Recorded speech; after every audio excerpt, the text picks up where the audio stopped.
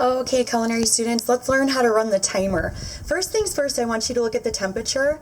I've left the oven preheating from the first video, and look it just starts to slowly climb. So this is just a really good example of why we need to set those ovens right away when we come back to the kitchen to give it time to fully preheat, because it's just going to take time. So let's say that we're to the point where it's preheated, we're ready to start baking our cookies. Well, then we can set our timer.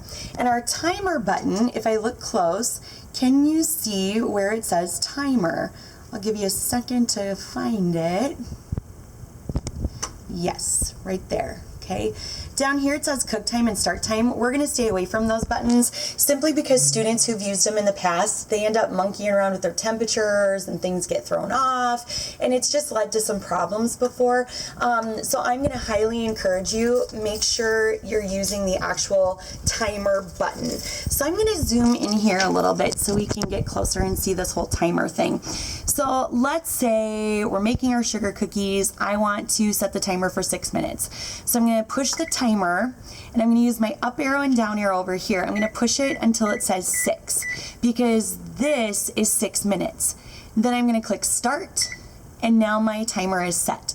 But some of you are thinking, I don't know about that because I can't see the timer counting down.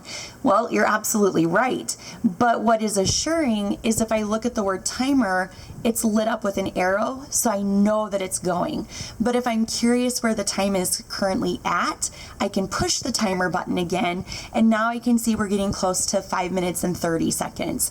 And then eventually, yep, it pops back over to the temperature. So you just have to keep bopping back and forth if you need to. It's like, what's the timer at? Well, then just hit the timer button. It'll show you really quick, and then eventually it'll take you back to that temperature setting. Now, let's say that you are done with everything. You're done with the timer, you're done with the oven. Okay, now it's all about, we just push our timer button to get the timer showing, and then push it again, timer light has turned off, the timer is now off. Temperature, I'm going to hit the off cancel button. When I click this, every light has now turned off, and I know my oven is off, there are no timers set, and I'm ready to go. If you notice a light still showing, just continue to click this off cancel button, and usually that will take care of it. So that is how we can set the timer and turn the timer off, turn the oven off, and we'll move on to our next video.